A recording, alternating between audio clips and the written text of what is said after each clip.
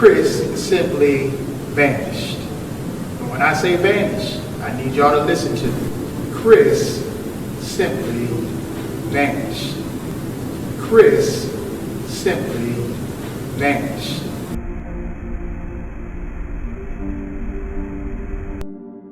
The morning of the 25th of January 2002 started like any other for 20-year-old surveyor Christopher Tompkins. Saying goodbye to his mother, he left home for work at 8:10, just like he would on every other day. He met his 3 colleagues, and together the 4-man surveyor team began what was a typical day, surveying through a lightly wooded area near County Line Road, close to Highway 85 in Ellerslie, Georgia, USA. The team moved in a fixed line formation, with each man distanced roughly 50 feet apart, with one in front of the other. They were aligned in this way as they walked in the same direction through the area. Christopher was at the back, but was easily within eyesight of the man in front of him, and was even in regular communication with his colleagues. And here is where the normal day turned into a mystery. One moment, the surveyor in front of him was talking to Christopher, and just a few seconds later, he looked back to find that he was no longer there. Confused and probably slightly shocked, the surveyor alerted the others and explained what had just happened, and together they searched the area. It didn't make any sense to them. There was nowhere he could have gone to without being seen. Just a short distance away, they soon found one of Christopher's work boots. Strangely, just hanging from a barbed wire fence, with no other sign of his other boot. In very close proximity to the boot, they also found some of his work tools, blue fabric from his work clothes, and 12 cents, which is believed to belong to him since it looked clean and freshly fallen.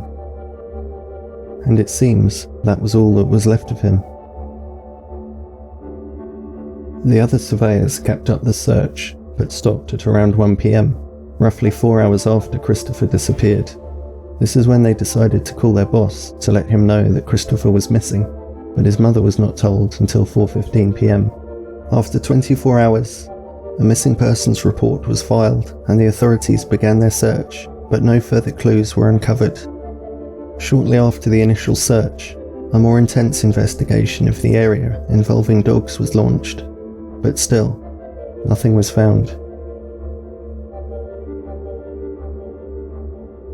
Weirdly, months later, Christopher's other boot was found on a private property, 900 yards from where Christopher had originally gone missing. If the events took place exactly as the other surveyors say, it's as if Christopher practically went missing in the blink of an eye, leaving behind only a boot, some loose change, and a few tools. But how on earth is that even possible? Where could he have gone? Why were there no other signs of him anywhere? The dogs didn't even pick up his scent. The disappearance is as much of a mystery today as it was in 2002. Naturally, foul play was one of the first theories. Why had his colleagues not reported the disappearance sooner, especially since the circumstances were so strange? The hours in between his disappearance and them reporting it were more than enough time for them to dispose of him, along with any evidence, and then for them to come up with an explanation. But if this were true, why would they come up with such a strange, almost paranormal story? There was also no clear motive for them to harm him. No evidence of foul play was ever discovered, but none of the other surveyors were ever seriously considered a suspect, and therefore were never interrogated or investigated further. Some believe they need to be questioned again. Another theory suggests that Christopher had just walked away and started a new life somewhere. But why would anyone do this in such a bizarre manner, leaving behind a single boot and a small pile of pocket change? Surely, the best way to run away would have been to not turn up to work at all, calling in sick perhaps. However, this theory was still backed by his bosses, who said that Christopher had been acting strangely in the days leading to his disappearance, His mother strongly denied that there was anything wrong with her son. In an interview with the Ledger Enquirer, she said this: "Chris lived with me and I saw him every day. There was neither strange behaviour on his part, nor any distress." Christopher's friends and family all described him as well-adjusted and happy. His colleagues added that he was a respectable, hard-working young man, so his disappearance is very out of character. Another theory put forward was the possibility that he might have been attacked by a wild animal, but this idea was quickly dismissed, since there would clearly have been evidence to support such an attack. Also, how could this possibly happen so quickly, and within eyesight of his colleagues, without any of them knowing? Paranormal theories range from the suggestion that some mysterious and very powerful force had picked him up and taken him away, with his belongings being dropped and caught on the fences as he was carried off. Another was that he had fallen into a vortex, but then how did his belongings end up where they did? With every possible theory, from the bizarre to the logical, there is immediately a detail that contradicts it. And that's one of the saddest things about the disappearance of Chris Tompkins. There is absolutely no sense of closure, and that will continue to haunt all those that knew him.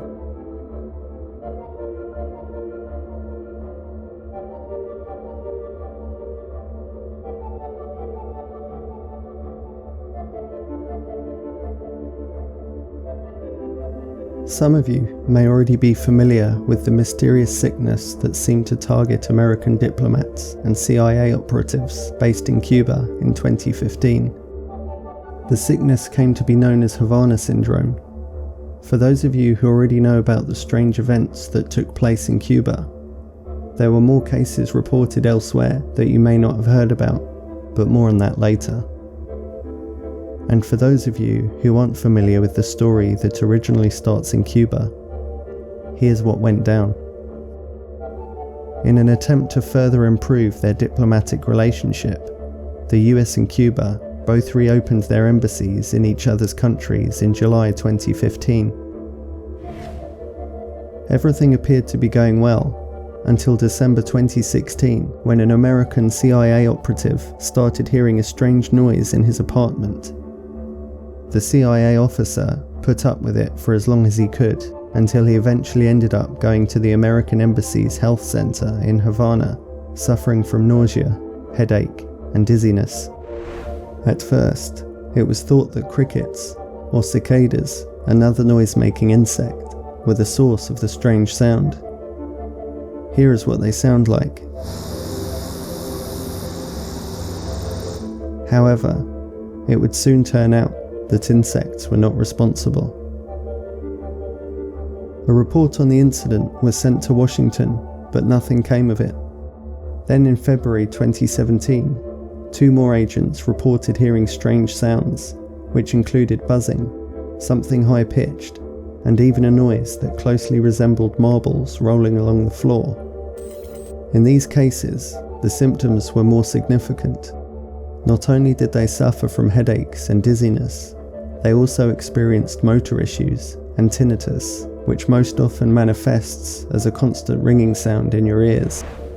Suspiciously, the strange harmful noises only appeared to be affecting US personnel based at the Havana embassy, which helped remove the cicada and cricket theory, since those would have been heard by everyone.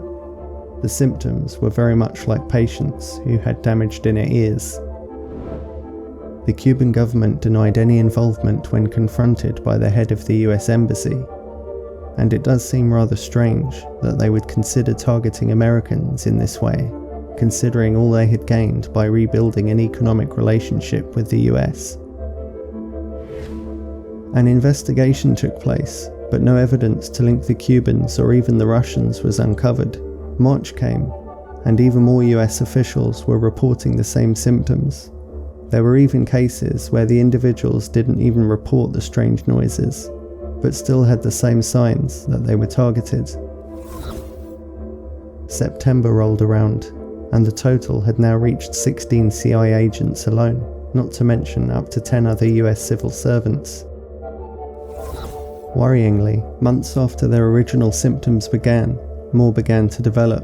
They also started experiencing insomnia, sickness, loss of consciousness, nosebleeds, vision impairment, memory loss, and the inability to concentrate. They even started showing signs of brain damage. If by now you're still not convinced something suspicious was going on, the fact that the doctor the US sent out to treat and evaluate the victims also suffered from the same symptoms too might just do it. In 2019, the brain scan results of the US Embassy staff who became ill in this mysterious case were published. The scans taken from 40 US government workers revealed that some brain features appeared different to those of healthy volunteers. The images of the diplomats' brains showed that on average they had lower volumes of white matter, which is the tissue made from nerve bundles that send signals around the brain. They also showed microstructural differences and other abnormalities that could affect auditory and visuospatial processing. Eventually, it was revealed that 14 Havana-based Canadian officials also fell victim. As a result, the American and Canadian governments withdrew all non-essential staff. The main suspects were Cuba, Russia, and China, but there was still no evidence to support these theories, and all denied any involvement. Both the American and Canadian governments were certain that an unknown radio or electromagnetic emitting device was being used. They were even able to record it. Here's a short sample. You'll be able to see why crickets and cicadas were originally considered. Even with the sound now being captured, they still had no idea what exactly was causing it, and the recordings didn't seem to further the investigation. That now brings us up to speed. Here is where the plot thickens. In late May 2018, news broke that the same symptoms of the mysterious Havana syndrome had been reported at a United States consulate in southern China. In some cases, these people and their families were evacuated as early as April 2018. US Secretary of State Mike Pompeo spoke at a hearing of the House Foreign Affairs Committee and said that the symptoms of the first American employee in Guangzhou are very similar and entirely consistent with the medical indications that have taken place to Americans working in Cuba. Along with family members, there are roughly 170 American diplomats or employees based in Guangzhou. A senior American official said that a sizable number of these would undergo testing by the State Department doctors who arrived on May the 31st of that year. It seems like that testing must have shown something significant, because shortly after the doctor arrived, more news began to emerge stating that 9 more US diplomats were also evacuated, all reporting the same symptoms. One of the only outspoken victims was a man called Mark Lindsay. Lindsay was an engineering security officer at the American consulate in Guangzhou. He was one of those 9 evacuated along with his wife.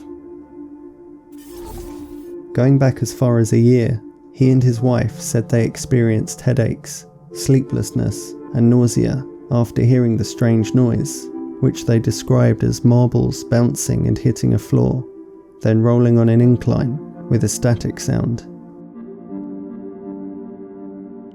Mr. Lindsay believes his position in the diplomatic security department could have made him a target. You see, before joining the Foreign Service in 2011, Mr. Lindsay had worked with the International Republican Institute, promoting democratic reforms in Ukraine and Georgia, 2 countries where Russia has denounced American involvement. He also said there was classified material that pointed to the country that had been carrying out the attacks, but the State Department denied him access to the documents. He went further to suggest that top officials know exactly which country is behind it all, adding that he believes it wasn't Cuba or China, but another country, one which the Secretary of State and President do not want to confront. Years after returning from China, there is still no official word about what happened to Mr. Lindsay and the other potential victims. In 2019, an article was published that gave some details about the current status of Mr. Lindsay. Sadly, at one point, his headaches became so extreme, he ended up being referred to Dr. Tina Shetty, the neurologist for the New York Giants American football team. She said that she had never seen a case like his before, adding that he displayed symptoms which were consistent with those seen in mild traumatic brain injuries. Further news articles were released in December 2020, discussing a US government report on what happened in Cuba and indicated that the mysterious noise and subsequent illness is a little closer to being solved. The report officially stated that the mystery illness suffered by US diplomats in Cuba could have been the result of a microwave energy weapon. While not conclusively stating it as fact, this is still a pretty major development, considering at one point insects got blamed. The report by the National Academies of Sciences did not point the finger of blame.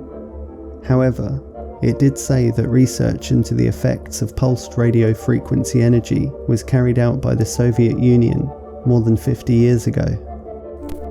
In July 2021, the United States Department of State confirmed they were conducting an investigation into more alleged attacks in the Austrian city of Vienna.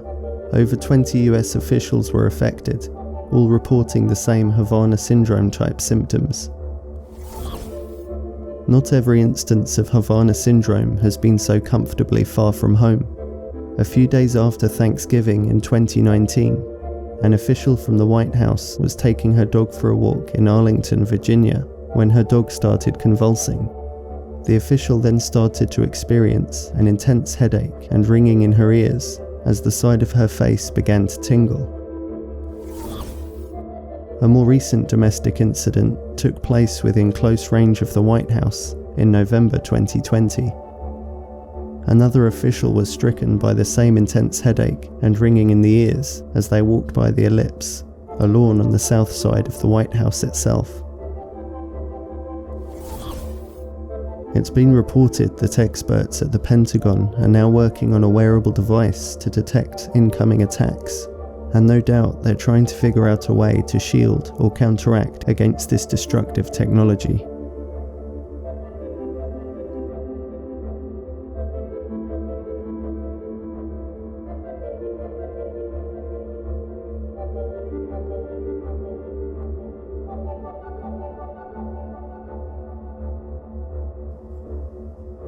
Recorded by a local resident back in 2015, this footage of a mysterious, ghostly, city-like apparition appeared in the skies of Foshan, China.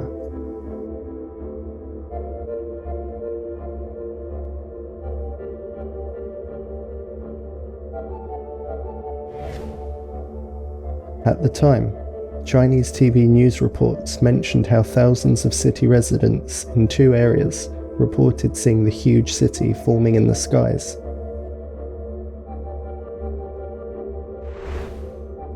The apparition, which was witnessed by many, was only visible for a few minutes before completely disappearing.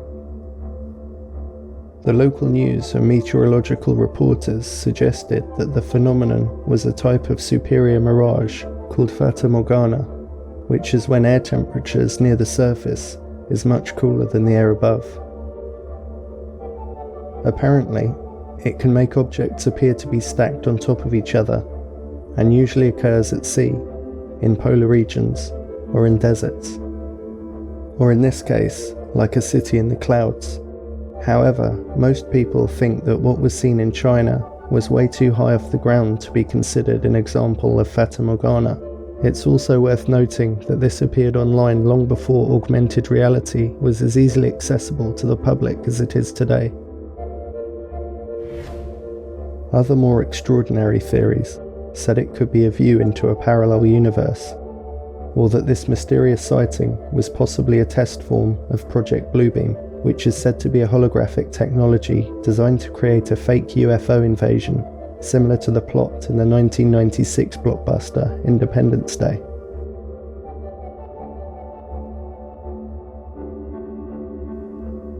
In further online discussion, people were taking into consideration holographic technological achievements and wondered if it was too much to consider the real possibility that a top-secret holographic technology was being tested over a heavily populated area in an effort to get an idea of how the general public would react.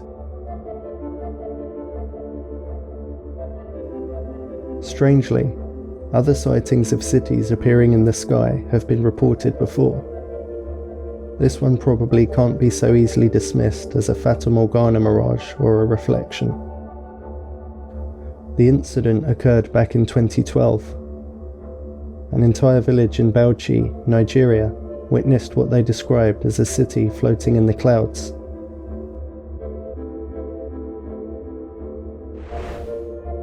This time, however, much more detail was visible, which clearly could not have been a reflection of their own village. One witness said, "I saw beautiful tall buildings inside it, with tarred roads and cars. It was like a floating city, and from it I could hear machines making noise." Some theories claimed that the village experienced some kind of mass hysteria, while others said that this too could have been a test of holographic technology, but this time in a remote location where it would be unlikely to be captured on video.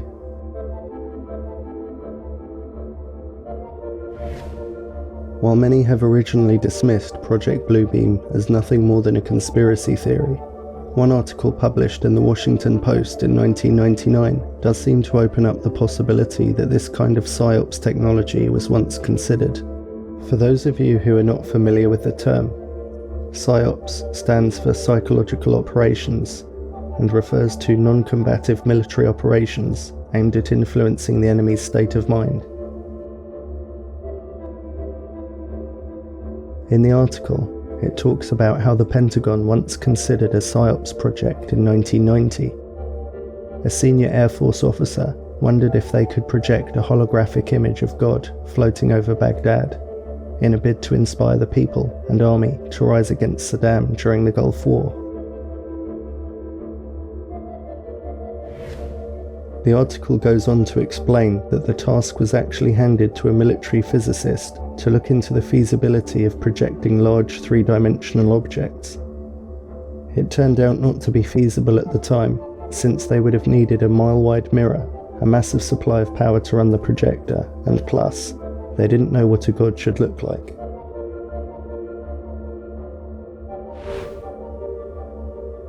However, the article concludes that the Washington Post learned that a top-secret program was eventually established in 1994 in pursuit of the technology for special operations and deception missions. If this is true, we can only imagine how much more advanced such secret technology is today, more than 25 years later. So what do you think the video shows? And what do you think those people in the village saw?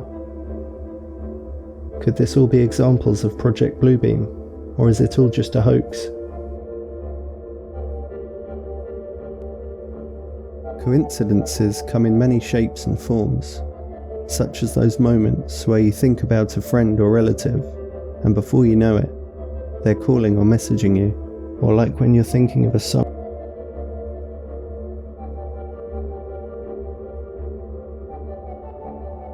Unfortunately, not all coincidences are so innocent, and one such example of this is the curious case of the carbon copy murders. The first of the murders took place in 1817, with the second taking place exactly 157 years later, in 1974. When looking at these two unsolved murder cases separately, although both equally tragic, nothing immediately seems strange. It's only when you actually look into the details and compare the two cases side by side, a tragic series of coincidences is revealed. The 1974 case involved a young woman by the name of Barbara Forrest. Barbara was a 20-year-old brunette woman from the suburb of Erdington, Birmingham, in the United Kingdom. On the 26th of May 1974, Barbara had been out dancing in the city centre, celebrating the bank holiday with her boyfriend Simon. They stayed out late, and at the end of the night, Simon escorted Barbara to a nearby bus stop at around 1 a.m. He then went on to another stop to catch a bus back to Moseley where he lived. It's unclear what happened to Barbara after that point. When questioned, none of the other passengers on the number 67 bus she was due to catch could recall seeing her. Barbara never made it home.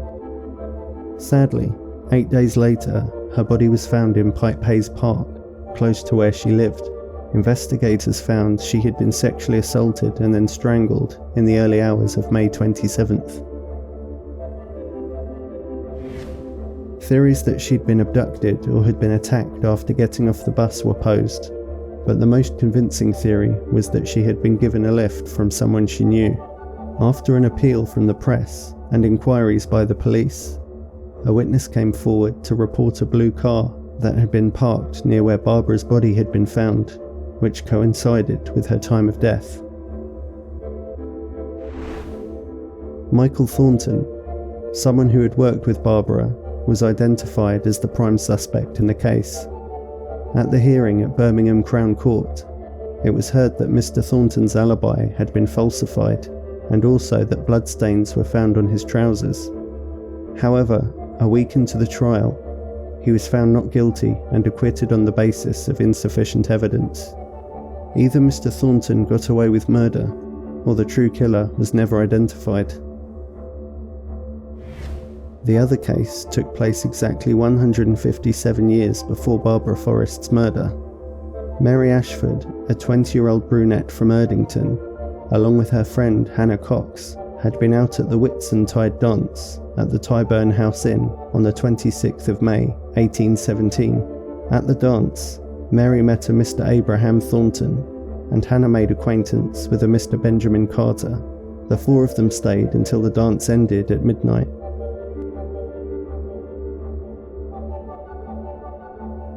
Mary's body was discovered the following morning in the nearby Pipe Hayes Park.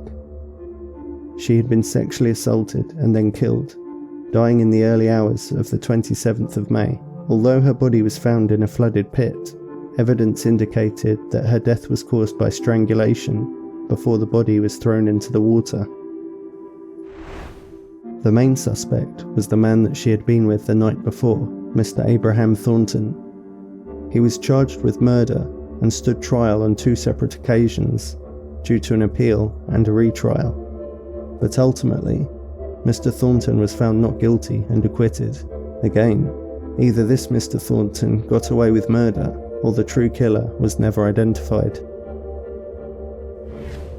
It's been said that both women had a sort of premonition of their fate, both making predictions that they were in for some bad luck, or had a bad feeling for things to come.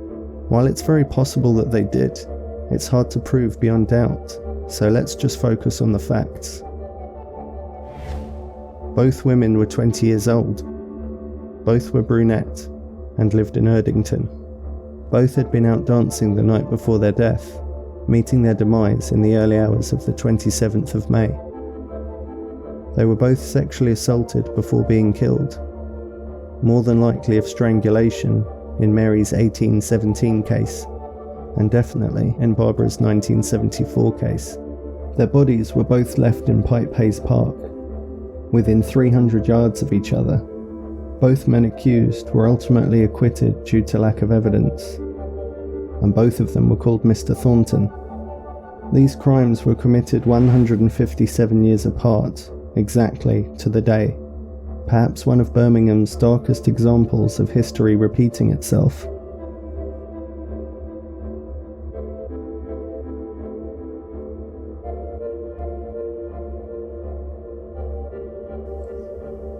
This is an unsolved mystery that may haunt the imaginations of sailors, surfers, and beachgoers.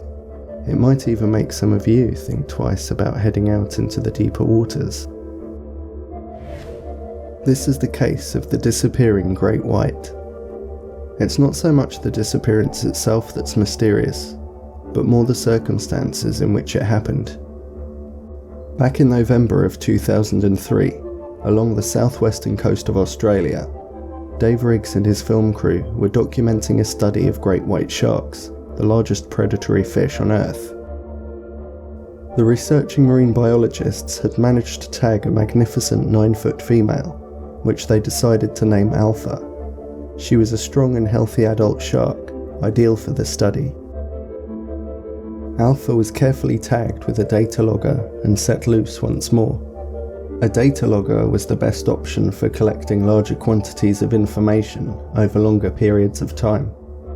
The downside of using this particular tag was that it didn't provide wireless or GPS information, so it would have to be manually retrieved once the researchers had gathered enough information. Unfortunately, but even more fascinatingly, in this case, the researchers never got the chance to catch up with Alpha and retrieve the tag from her. 4 months later, the tag itself was found washed up on the beach by a passerby who recognised what it was and handed it in for examination. The data that was found on the logger was extraordinary, to say the least. The data clearly showed that Alpha the great white shark had suddenly experienced a sudden, sharp plunge down of over 1,900 feet, along with a rapid temperature rise. The researchers came to the conclusion that the rapid rise in temperature could only have been reached in the digestive system of a much larger animal. The data suggested that some kind of giant sea creature had suddenly consumed the 9-foot apex predator whole, before diving down deeply at high speed. Dave Riggs, the marine biologist leading the study, had this to say: "The internal temperature of the animal that ate the shark is a weird one. It appears to be too low for a killer whale, and too high for another shark, unless it was massive." Another more exotic theory is that out there somewhere is an actual sea monster which swam up and ate the shark before disappearing back into the deepest depths of the ocean. Many would argue the official theory of a giant megashark capable of swallowing big sharks whole could definitely be classed as an actual sea monster in its own right.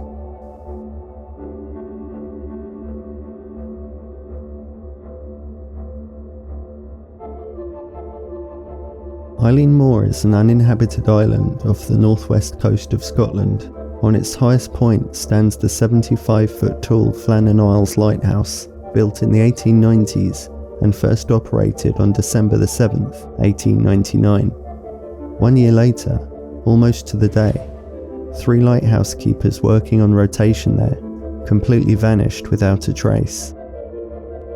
Lush grass grows on the island, and in days gone by, shepherds would often take sheep there to graze in the warmer months, but the shepherds never felt comfortable enough to stay overnight. Locals from the surrounding Hebrides were quite superstitious of the island of Eilean Moor and the other Flannan Isles. For hundreds of years it was believed that supernatural forces were at work there. Others believed, and some still do, that the island is haunted by sea spirits. The official report on the 3 missing lighthouse keepers concluded that they must have been swept out to sea by a violent storm, but too many questions loom over that verdict to satisfy even the slightly inquisitive mind. On the night of December 15th, 1900, a ship passing by the Flannan Isles realised that the newly built lighthouse was not operational. Upon landing at Leith, they reported the lighthouse to port authorities, but it seems the Northern Lighthouse Board never got the message. A ship was due to set sail for Eilean Moor on the 20th of December to drop off supplies for the lighthouse keepers, but due to rough seas, the trip had to be delayed until 6 days later. Captain James Harvey and his crew were tasked with delivering the supplies that day. Also on board was a relief keeper, Joseph Moore, who was said to be quite anxious at the time, pacing around and refusing breakfast. The fact that there were 3 lighthouse keepers on the island and the beacon had not shone for over 10 days was disturbing him. The duty of a keeper was a solemn one, and for a torch to go unlit was virtually unheard of, especially for so long. When the ship arrived at Eilean Moor, a flag was raised to signal their arrival. After a while of waiting, nothing happened. They tried sounding the horn several times, then tried letting off a flare, but all they were greeted with was silence.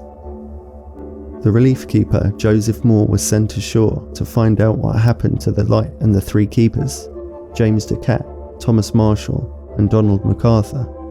As he walked up the hill to the lighthouse, Joseph apparently felt a sense of dread wash over him. He approached the building, cautiously pushed open the unlocked door, and slowly entered. Silence hung in the air. Making his way through the lighthouse, he found cold ashes in the fireplace and a half-eaten meal at the table. He also noted the clock had stopped and an overturned chair laid on its back, which indicated to him that someone might have got up in a hurry. He moved through the lighthouse, the whole time feeling as if he were being watched. He approached the bedrooms with dread, wondering what waited inside. But all he found was empty, unmade beds. The lantern room above was all in order. Lenses were clean, lamp was trimmed, all ready to go. Another strange thing that Joseph noticed was that two of the keepers' waterproof oilskin coats were missing from the lighthouse, but one remained. This part of the world is very wet, windy, and cold much of the time, let alone in the dead of winter. Even on dry days, the ocean spray and wind can rapidly amplify heat loss. Why would one of the keepers leave the lighthouse without this essential piece of clothing? Joseph went back to the ship to report his findings, whereby Captain Harvey ordered a full search of the island. All they managed to find was damage from recent rough weather, causing them to speculate perhaps a freak storm had suddenly come crashing in and swept them all away. The damage, after all, was quite severe, but no such storms were noticed from the nearby inhabited island of Lewis and Harris in the previous days. Furthermore, the three men were experienced keepers with unblemished track records. They had dealt with storms and rough weather for years, not to mention it was strict protocol for one keeper to remain in the lighthouse at all times. How could they all have gone missing at once? Still, if a freak storm were the answer for the three lighthouse keepers' disappearance, the bodies of the three unfortunate souls would soon wash up on the shores of Lewis and Harris, and if not, one of the other surrounding Hebridean islands. Speculation soon flared up. The supernatural forces that local folk spoke of were blamed by some. Others say a sea monster was responsible for the devastation and vanishing lighthouse keepers. Others still claimed madness and murder. Interestingly, to the scientific mind, madness and murder isn't entirely out of the question. The old lighthouse lamps they used to use actually floated in a bath of mercury to minimize friction in the spinning mechanism. They didn't know it back then, but mercury is highly toxic. The top three side effects of mercury poisoning are anxiety, depression, and irritability. Depression and irritability are self-explanatory, but anxiety is an interesting one. For some people, it causes them to retreat into themselves. For others, it causes them to become very aggressive. Three men stuck on a desolate island with little to do and nowhere to go could have been an incident waiting to happen.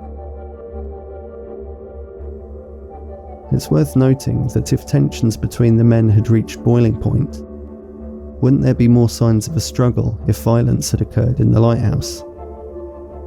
Also, is it possible that two of the men could have been calling for urgent help from the third man who had remained inside? Hearing their panic, he got up abruptly, tipping his chair on its back, leaving his meal on the table, and leaving his coat behind, since there wasn't a moment to spare. The official report at the time ruled that the keepers had all been tragically killed in a freak storm. But truth be told, the bodies were never found, and the circumstances surrounding their disappearance remain shrouded in mystery. All we're left with are questions and theories. What do you think happened on the island of Eileen Moore?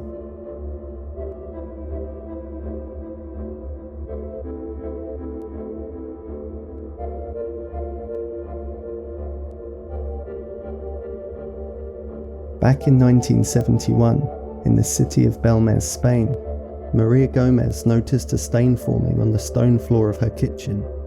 Attempts to remove it failed each time.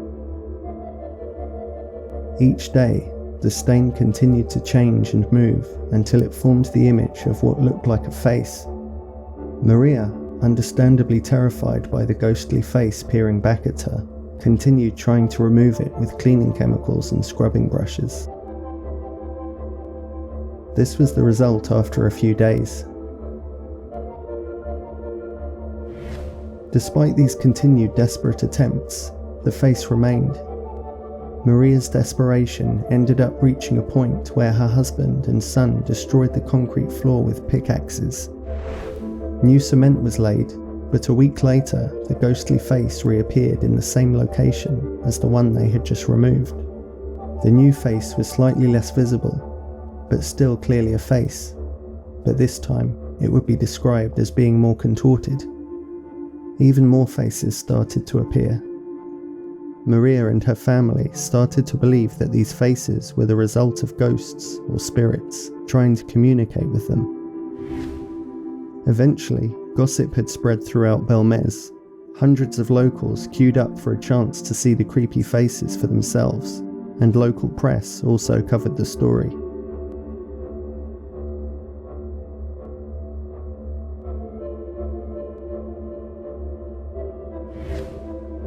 Maria raised suspicion when it became apparent that she wanted to destroy the second face. Before this could happen, the mayor of Belmez decided to have the concrete surface holding the face removed and examined to see if there were any signs that could indicate that the faces were nothing more than a hoax. After an in-depth analysis, scientists could find no traces of any external manipulation through the use of chemicals, brushes, or paint.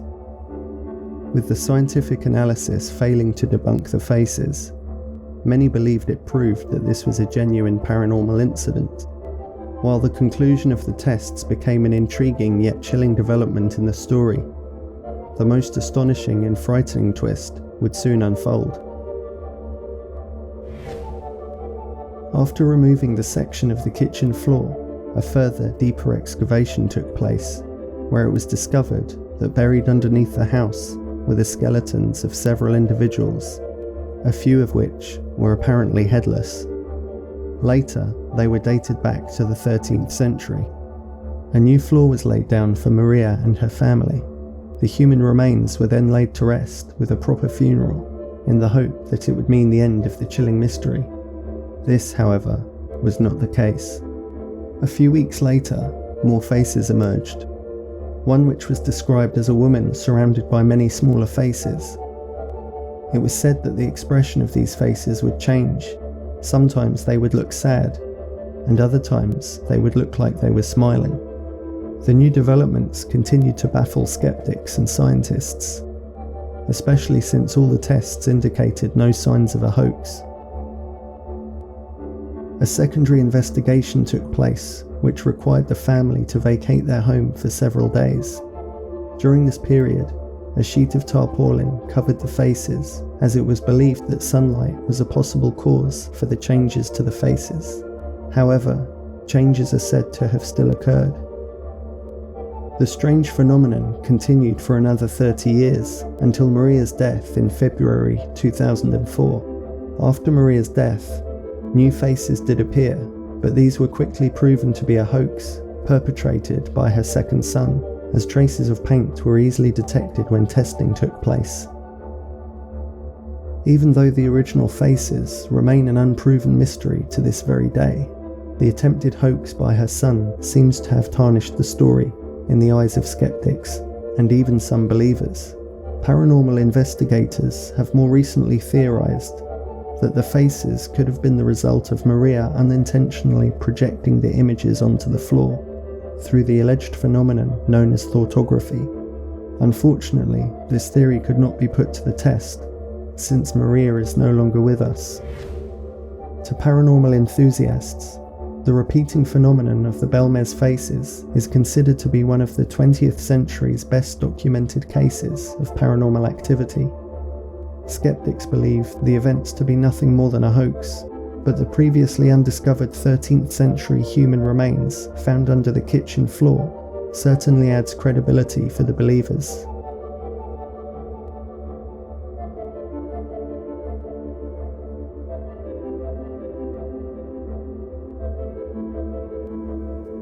At 2:05 a.m. in the early hours of December 13th, 2013, an unexplained audio recording was made using the sleep monitoring app Sleep as Android, while Reddit user RedWantsBlue80, also known as Jenny, was sleeping alongside her 3-year-old son. Soon after listening back to the recording, she shared it on Reddit. In the thread, Jenny explained she was home alone with her son that night and that she had been using the app for months, never once picking up anything out of the ordinary. In the recording, a strange clicking sound can be heard which seemed to get louder. Some people think this could indicate that whatever was causing it was approaching Jenny and her son, a pretty unnerving thought considering how defenseless we are during sleep. Shortly after the clicking, a female voice, believed to be Jenny, since she admits she's known to talk in her sleep, can be heard saying, "What are you doing?" And this is where it gets even more unnerving. A deeper, male-sounding voice responds, "Nothing." A few more clicks are heard again, before the deeper voice says what sounds like, "That's them."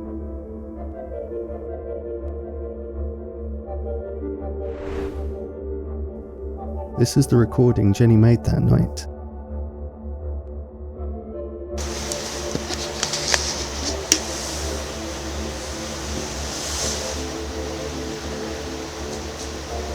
What are you doing?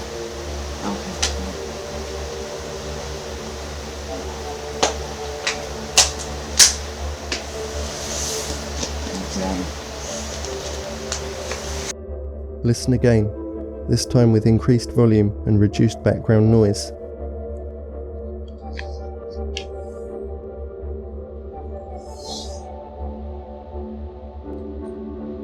What are you doing? Okay.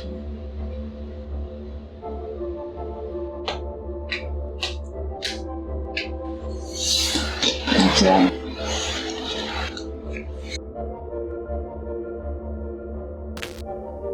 With the male-sounding voice going unexplained, one curious Reddit user by the name of Finderbaron was keen to do some extensive audio analysis to confirm whether or not Jenny was responsible. After getting in contact with Jenny, she supplied him with separate voice samples of herself and her son for a comparative analysis. Based on the fact that the unexplained voice was significantly lower in pitch, he concluded that the other voice in the recording was not Jenny. Included in his analysis were screenshots of his audio visualizer demonstrating the difference in pitch at the point where the male voice says, "That's them." Multiple theories were discussed on Reddit. One popular suggestion was that it could have been burglars who were caught off guard by Jenny, who may have been in between sleep. Other Redditors who agreed with this theory also suggested that maybe the clicking sound could have been a torch being switched on and off repetitively, since that kind of behaviour might make sense if an intruder was nervous. Of course, there are those who believe something paranormal could have occurred, and this theory is made a little more convincing by something her son said. The day after the recording, Jenny's son asked her where Ho was. She asked him to explain who that was, and he replied, "The black guy with no face."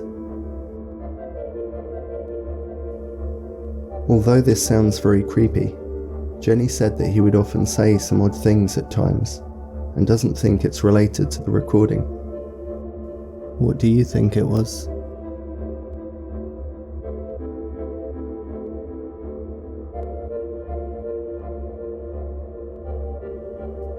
At 2:05 a.m. in the early hours of December 13th, 2013, an unexplained audio recording was made using the sleep monitoring app Sleep as Android, while Reddit user RedWantsBlue80, also known as Jenny, was sleeping alongside her 3-year-old son. Soon after listening back to the recording, she shared it on Reddit. In the thread, Jenny explained she was home alone with her son that night and that she had been using the app for months, never once picking up anything out of the ordinary. In the recording, a strange clicking sound can be heard which seemed to get louder. Some people think this could indicate that whatever was causing it was approaching Jenny and her son, a pretty unnerving thought considering how defenseless we are during sleep. Shortly after the clicking, a female voice, believed to be Jenny, since she admits she's known to talk in her sleep, can be heard saying, "What are you doing?" And this is where it gets even more unnerving. A deeper, male-sounding voice responds, "Nothing." A few more clicks are heard again, before the deeper voice says what sounds like, "That's them."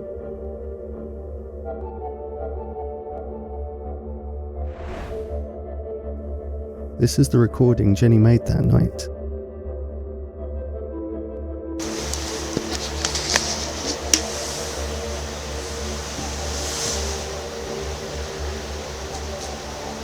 What are you doing?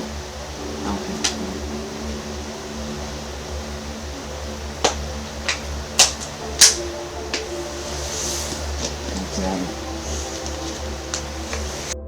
Listen again, this time with increased volume and reduced background noise.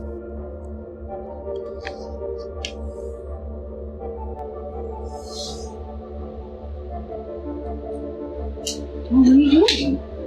Okay.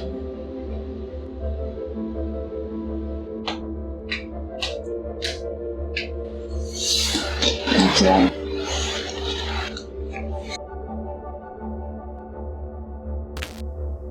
With the male-sounding voice going unexplained, one curious Reddit user by the name of Finderbaron was keen to do some extensive audio analysis to confirm whether or not Jenny was responsible.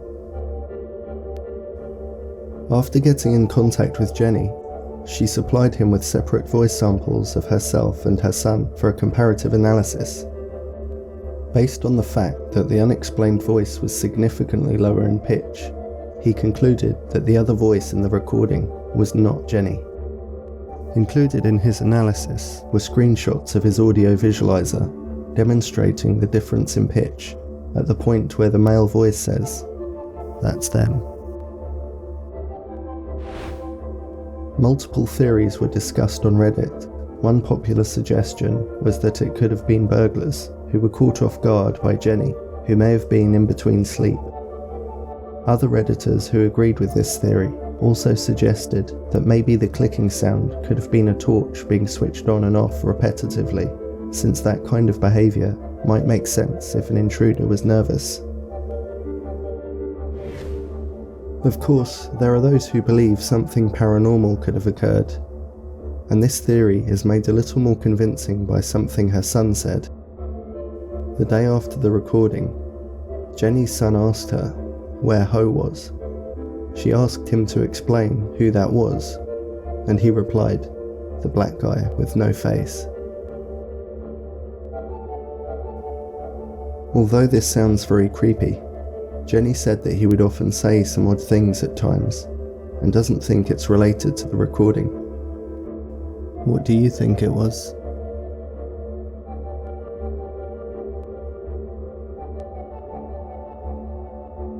Airliners are huge and expensive vehicles, so it's hard to imagine that one could be lost. However, that's exactly what happened to a Boeing 727, which belonged to a Miami-based aerospace sales and leasing company. The plane in question had been parked at Angola's 4 de Fevereiro airport for over a year, and in that time it had collected at least $4 million worth of unpaid airport fees. At around 5 p.m. on May 25, 2003, the 727 was taken by an American pilot and engineer named Ben Padilla and a Congolese mechanic named John Mutantu. Both men boarded the 727, which they had been working maintenance on for weeks. They then ignored calls from the airport's control tower, who noticed them moving the plane to a takeoff position. Despite the fact that neither one of them were actually qualified to fly the plane, they flew off into the sunset, never to be seen again. This was strange, not just because these men were trusted professionals, but the 727 usually requires a crew of 3. Could it be possible there was a third unknown person involved? Keeping in mind that this happened less than 2 years after the 9/11 tragedy, at a time when tensions were still very high, it's only natural that the first theory was the theft could be linked to a potential terror threat. Without evidence to believe otherwise, law enforcement and intelligence agencies began a frantic search for the missing 727 and wanted to know more about the men who took it. Strangely, to this day, or at least at the time of recording, not much is known about John Mutantu. As far as we're aware, there are no photos of him and no family statements in the media, which is very peculiar, whichever way you look at the situation. A missing man, guilty or innocent, would normally have images released to the press. In contrast to John Mutantu, there are multiple interviews and testimonials about Ben Padilla. His family describe him as someone who had always been interested in aeronautics since a young age. He was also said to have enjoyed working in distant locations, such as Southeast Asia, South America, and Africa. On the whole, most character profiles were very positive. However, one former employer said he was only interested in chasing local women and reported that he once left a hotel without paying the $10,000 bill. Ben Padilla's brother refuses to believe he took the plane voluntarily and thinks it was hijacked by terrorists. He also claims that he and Ben actually discussed the possibility of a hijacking, and Ben said he would choose to crash the plane rather than fly it anywhere against his will. Before being sold to the Miami-based aircraft agency, the plane was previously a passenger jet for American Airlines. It was still silver in colour and still had the blue, red and white stripes. Apart from that and the serial number, there was nothing distinctive about its exterior. Prior to being stolen, it was in the process of being repurposed to carry diesel to Angolan diamond mines.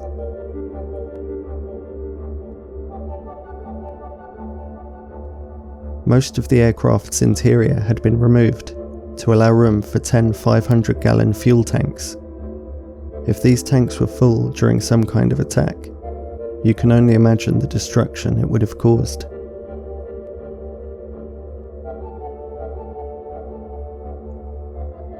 Despite intensive searches being undertaken by the CIA and FBI in locations such as Sri Lanka and Nigeria, no trace of the airliner was found. According to the Charlie Project, which is an organisation dedicated to cold cases, the 727 was last thought to be heading towards the Seychelles Islands. Other online sources claim it even requested landing permission, but never actually landed. One theory suggested that if it was a terror-related incident, the target could be the American bases in Diego Garcia, which is around 1,200 miles beyond the Seychelles.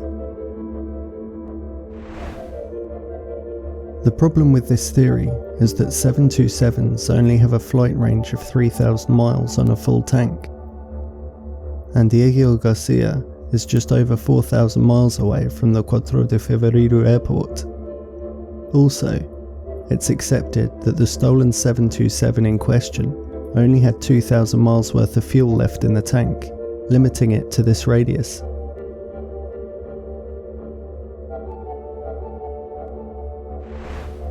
Eventually, the US authorities came to the conclusion that there was no terror connection, and the decision was made to scale down the investigation. At this point, people began to look deeper into the company that owned the plane and came up with theories linked to insurance fraud. At the time of its disappearance, the plane was being leased to a man named Keith Irwin. Irwin had procured the aircraft in February 2002 from the Florida-based aerospace company, which was owned by a man named Maury Joseph. As we're already aware, the plane was going to be used for delivering diesel to diamond mines in Angola.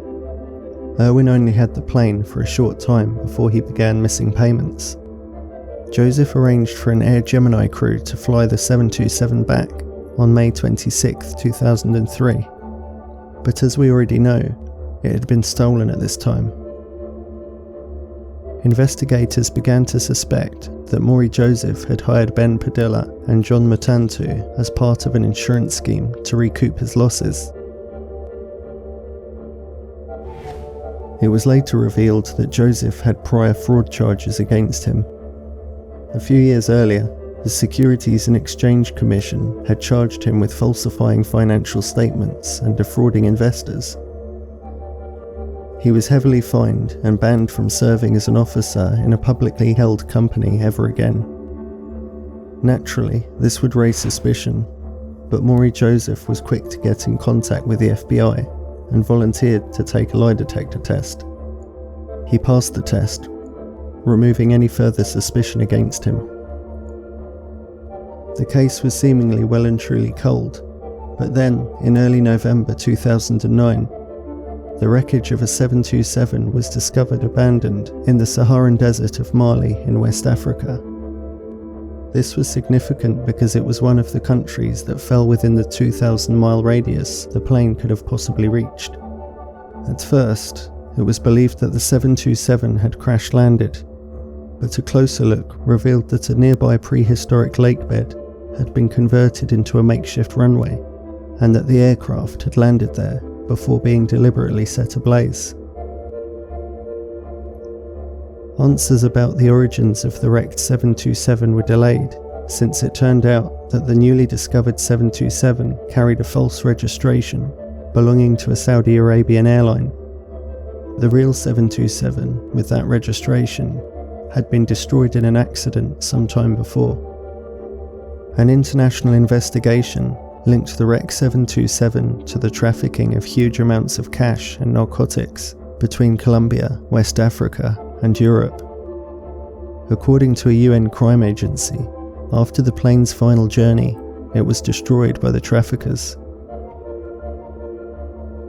Considering the fact that very few 727s are unaccounted for, the probabilities of the wreckage being the Angola 727, stolen 6 years earlier, are pretty high, but it's still not confirmed. The sad fact is that there is still no sign of Ben Padilla and John Mutantu. If they were involved in the theft, they could either be living out a wealthy retirement somewhere in the world, or they've been silenced. Either way, there's still no closure for their friends and families. What do you think really happened?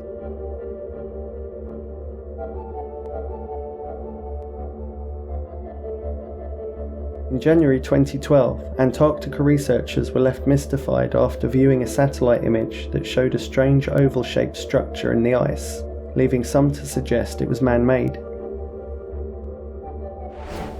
The image was sent back by the GOI-1 Earth observation satellite and was then first revealed on the Science Channel's show, What on Earth?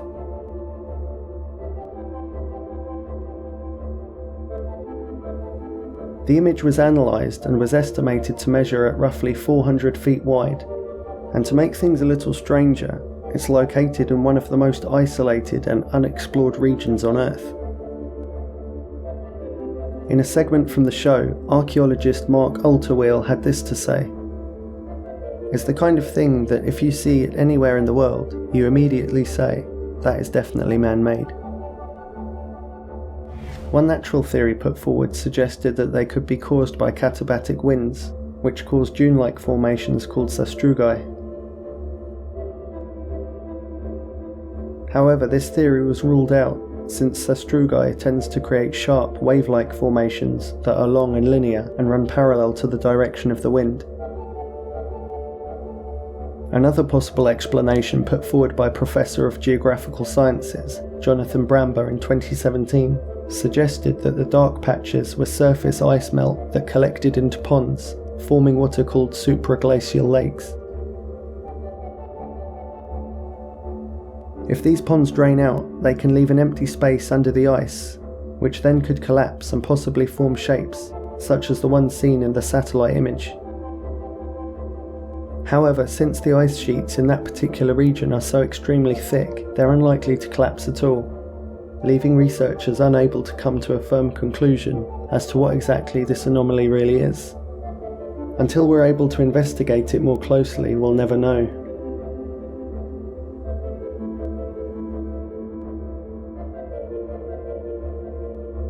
The story of Father Carlos Crespi and his amazing collection of ancient artifacts is known to few and is shrouded in mystery, due in part to questions surrounding where the artifacts actually came from.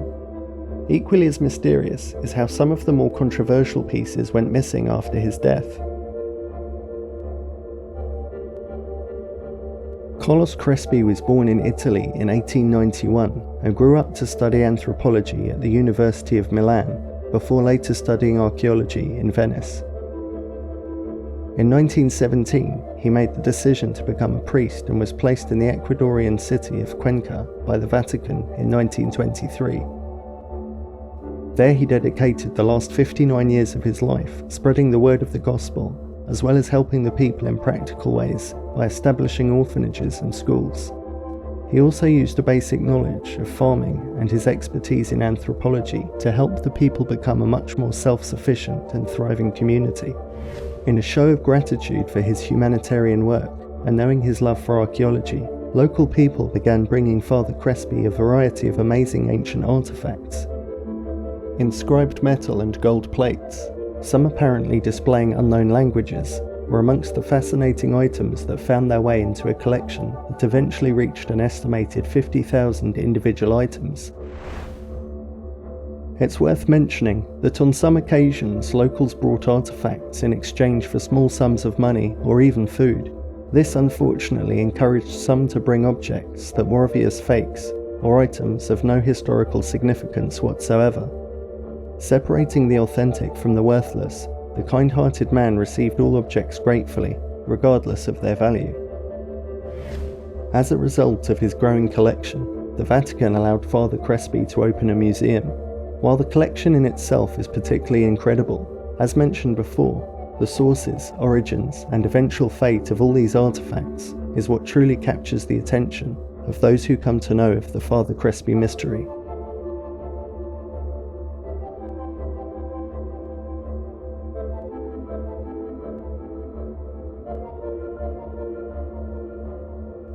You see, some of the relics seemed out of place. For example, this artifact appears to have originated from ancient Babylonia. Any archaeologist who Vaya, ese es el has faraón. studied the Sumerian, Permíteme. Babylonian, El Assyrian faraón, cultures, no, ese es el faraón, no. El rey de Babilonia. This is particularly strange because this ancient civilization existed thousands of years ago in what we now know as Iraq. The same goes for this item, which looks Sumerian. Could this really be one of the sources of Father Crespi's incredible artifacts? If this is the case, how on earth did they find their way to Cuenca, over 8,000 miles away? It's also been speculated that some of the other relics could have been from unknown civilizations which may have existed in areas of the South American continent before it was covered in thick and now endangered rainforests. While this may seem far-fetched, bear in mind that LiDAR has revealed complex structures and even cities beneath the forests which were previously undiscovered, so the possibility of unknown civilizations existing throughout what are now clearly inhospitable areas of thick and deep forest is becoming less and less far-fetched of an idea. The Amazon basin is 7 million square kilometers in area. And within it, 5.5 million square kilometers remains almost entirely unstudied by archaeologists. And to put that into perspective, 5.5 million square kilometers is the size of the entire Indian subcontinent. Further extraordinary claims describe how the artifacts could have come from secret rooms, described as metallic libraries found deep within the vast network of caves, starting on the eastern slopes of the Andes Mountains, known as Cueva de los Teos, or Cave of the Oilbirds in English. One of the 3 known entrances to the caves is located in an area where the Shuar natives have lived for an estimated 2,500 years. Some believe that either the tribe were, or still are, guarding secrets of what the cave holds, or even that the secrets are now lost to these natives too. Obviously, when doing a deep dive into any subject online, you definitely need a skeptical yet curious outlook. Some online sources refer to claims that the caves are part of a subterranean complex that extend through to Venezuela and Chile. However, while researching further information for this video, we were not able to confirm this as fact, and given the distance between these countries, it seems unlikely. Obviously, such stories have to be taken with a pinch of salt, but at the same time we did find examples of other caves, such as Kentucky's Mammoth Cave National Park, which is described as a limestone labyrinth with more than 400 miles of explored area, and has a potential for a further 600 miles in its system yet to be explored. So it's entirely possible that a similar system could exist beneath Ecuador and beyond. Fueling these extraordinary claims is the story of an expedition that apparently took place in 1969. In the 1973 book The Gold of the Gods, Eric von Daniken, who many consider as a pseudo-archaeologist, wrote that explorer Janos Juan Moritz found large quantities of gold, strange sculptural artifacts, and a metallic library during his explorations deep within the Ecuadorian caves. The explorer also described the characteristics of the tunnels as artificial in appearance, stating that he believed that they had been created by a lost civilization with the help of extraterrestrial beings. Claims such as this, of course, are once again to be taken with a pinch of salt.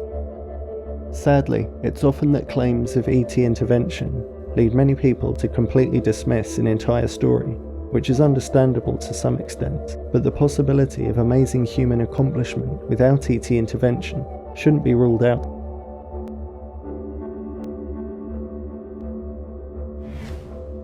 Influenced by Daniken's book, a 1976 deep exploration of the caves of Teos, involving a team of over 100 people, was arranged by the Scottish engineer and explorer Stan Hall, the same man previously seen in footage with Father Crespi. At the time, it was one of the most expensive and ambitious cave explorations ever put together. The expedition team included 8 experienced cavers from the UK, a film crew, British and Ecuadorian military personnel, and various other individuals with expertise in a number of significant fields. Most notably, amongst the team was the American astronaut Neil Armstrong. Unfortunately, the search yielded no significant findings. However, it's been claimed that the indigenous sources who had originally tipped off Janos Juan Moritz later met with Stan Hall's lead researcher and informed them that they had investigated the wrong cave. Going back to the Father Crespi collection, in 1962 tragedy struck when a fire tore through his museum and destroyed a huge number of the objects held within. Then in 1982, when Father Crespi passed away, some of the surviving artifacts went missing. Multiple theories of their fate have been raised. It's been speculated that the more controversial relics were taken by the Vatican and are now being held within their vast vaults. Other ideas suggest that they might have been stolen and then sold to private collectors. Another possibility is that they may have been reclaimed by the local natives and returned to the secret areas deep within the caves. One thing we do know to be fact, however, is that the Central Bank of Ecuador did purchase some of the remaining items of the Father Crespi collection. This is because in 2016, contributors from the website and organisation Ancient Origins were given permission to examine the objects which were purchased. While they did view thousands of the amazing ancient artifacts such as figurines, ceremonial seats, weapons, stone carvings, ceramics, jewellery, ancient calculation systems, religious icons, and elongated skulls, they were left disappointed to find that the collection contained none of the significant and controversial artifacts, no items depicting hieroglyphs from an unknown civilization, and no golden plates from the metal library.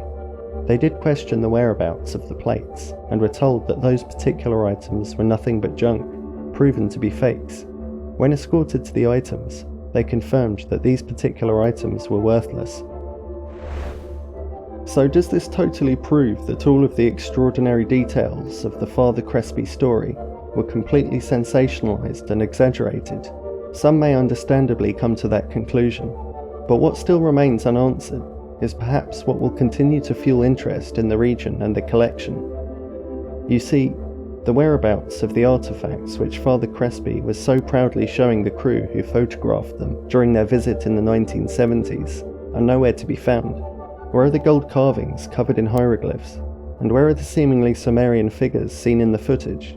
They definitely did exist. Were they lost in the fire, looted and stolen? Or are they currently being held in a secret location due to the information that they hold and the truth that they may reveal?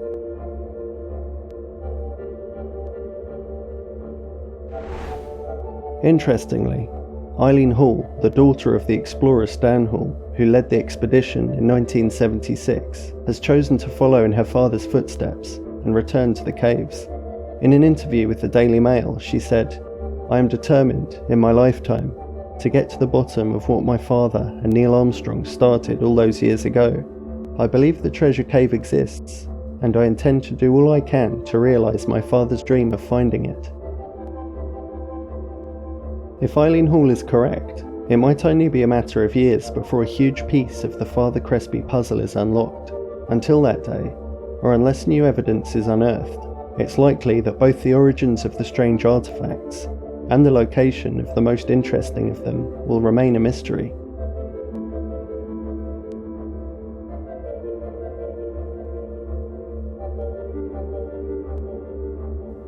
Would you ever fake your own death in order to escape something in your life and to start a new one?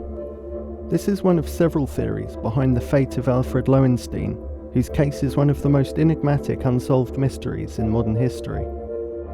In 1928, Belgian financier and wealthy entrepreneur Alfred Lowenstein was the world's third richest man when he supposedly fell 4,000 feet into the English Channel. On July 4th, Lowenstein, a professional airman himself, and 6 of his employees boarded his private plane, a Fokker trimotor, which took off from Croydon Airport and was headed to Brussels, Lowenstein's home city. This was a routine flight, as the wealthy banker lived there with his wife Madeleine. On that fateful day, the skies were clear, the weather was fine, and the flight could not be smoother. As the aircraft was flying over the English Channel, Lowenstein went to use the bathroom at the rear of the plane. After what felt like a fairly long time, Lowenstein's valet went to check on him to make sure that he was okay, but to his great surprise, Lowenstein was gone. After the valet reported the shocking disappearance to the rest of the crew, pilot Donald Drew made an emergency landing on the beach of St. Paul, near Dunkirk, France. All the people on board were questioned, and an investigation was conducted by the French authorities. 15 days after a failed search and rescue operation, Lowenstein's body was found by local fishermen floating in the sea just off the French coast. The body was in such a bad state of decay that the fishermen could barely stomach the smell. The captain of the ship identified Lowenstein by his wristwatch, which had his name and address inscribed on it. An autopsy was requested by his widow, which revealed that every bone in his body had been broken by the 4,000-foot fall, but there was neither any evidence of foul play or that Lowenstein had taken his own life. The crew gave their testimony, and the death was officially declared an accident, although the odd circumstances around this case left many people in doubt.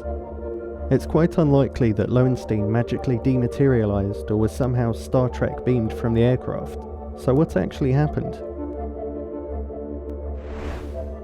Was it really an accident? Had Lowenstein stepped into the sky instead of the cabin, perhaps during turbulence? Surely you've got to be extremely absent-minded to make such a mistake. Based on testimony from both the pilot and the mechanic in charge of the aircraft, the exit door was easy to open. However, the integrity of the small aeroplane's door was thoroughly tested by the British Air Ministry, who claimed it would have been impossible for it to be opened by accident. This detail should have certainly raised suspicion, as it indicated that the pilot and the mechanic were lying. When his remains were examined, there were traces of alcohol in Lowenstein's blood. This was strange, because it was known that he never drank, and he wasn't seen drinking on the flight. If on this occasion he was under the influence, could it be that the exit door had accidentally been left open on takeoff, and Tipsy Alfred leaned or bumped against it and fell out? Or maybe he just got confused and went for the exit door instead of the bathroom. It doesn't sound likely. As it shows in these diagrams, the rear compartment of the aircraft was separated from the cabin. If someone stepped into the back of the plane, the exit door would have been on the right, and the bathroom would have been on their left. Did he take his own life? It was said that Lowenstein always seemed in good spirits and enthusiastic about his future plans. But nobody can ever tell what really goes on in other people's minds. It could well be that he did make this decision. You see, his corrupt business practices were about to be exposed. But, if this is the case, how did he actually do it? And why choose such a bizarre method? Surely you would choose a method that didn't implicate the involvement of other people. Another intriguing hypothesis is that he faked his own death to escape impending financial or legal troubles, or because he had a secret affair and eloped with one of his housemates.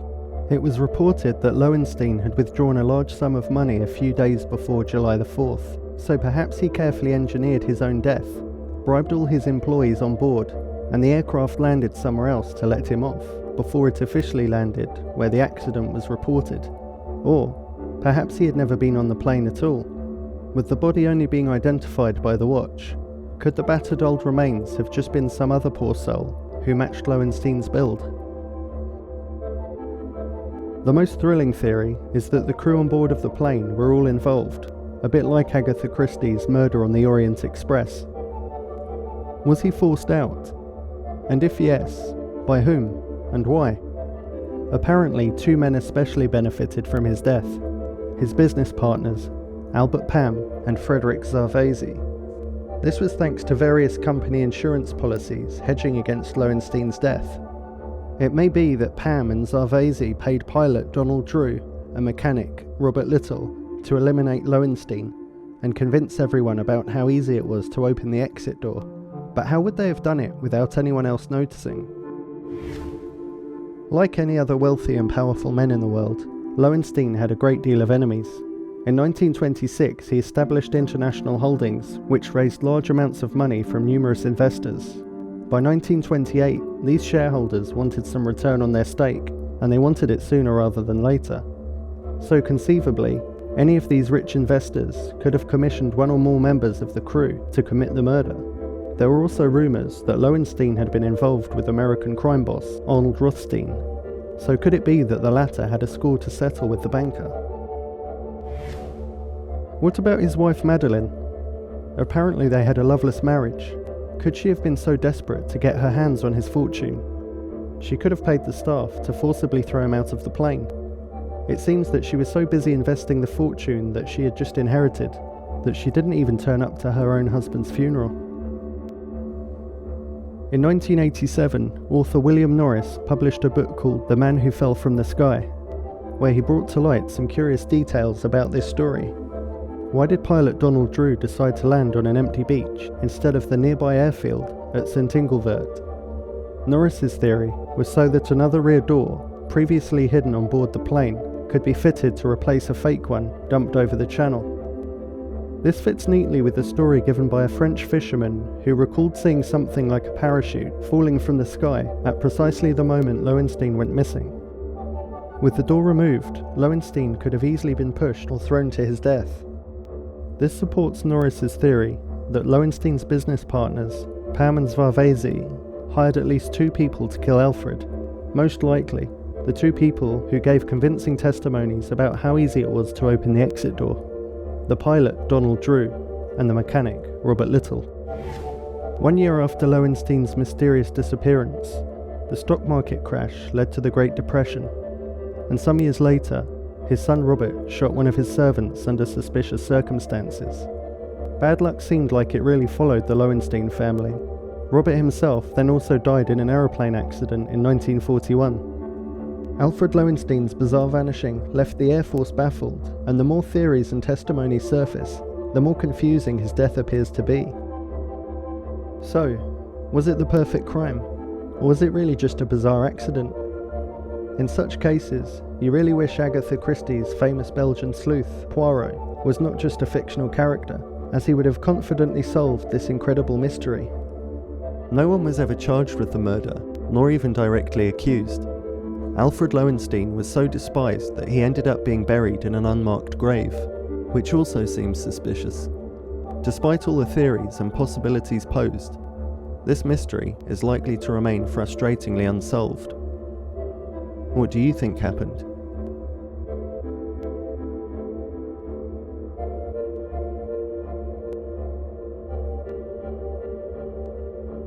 On the 27th of December 2018, a 1,950-ton oil cargo ship named the Namzi Bangzad departed with 1 million litres of crude palm oil from the Indonesian port town of Sampit in central Kalimantan, heading for the port of Tanjung, Jakarta. On board were 11 crew members and their captain. Its arrival was expected just the following day, but on the 28th of December, communication was lost with the massive vessel.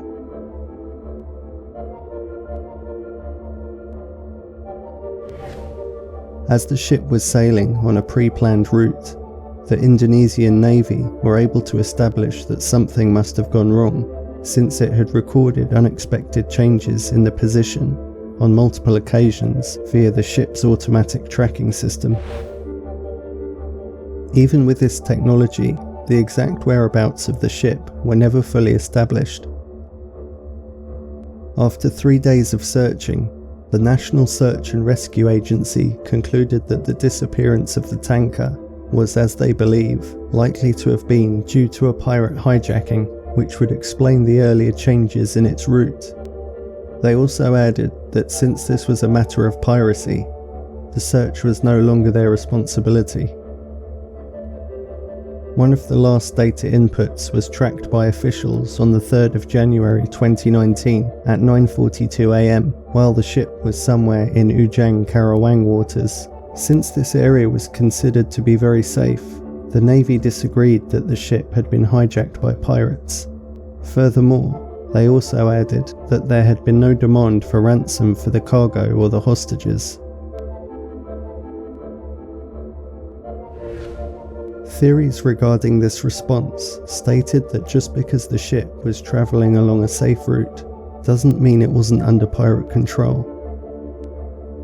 There are also theories that perhaps selling the valuable cargo could have been the objective, not a ransom. If this was the case, then the fate of the people on board looks even more unsettling. The Navy also stated that the ship had been recorded changing position several more times, moving from Jakarta Bay to Sunda Kelapa Port, but was never found or seen in either location. On January 6th, the ship was tracked again, this time with a course pattern that was described by the Marine Bulletin as being rather hectic and kind of confused, which would possibly suggest that it actually could have at that point been totally under pirate control, as they may not have had the necessary experience to handle the ship.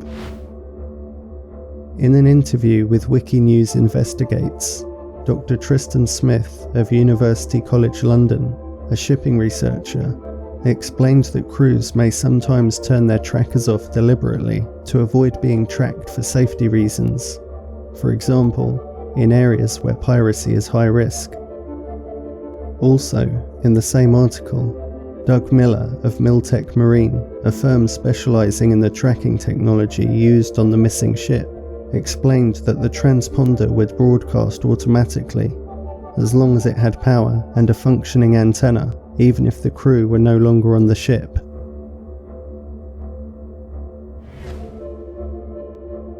So what could this possibly mean?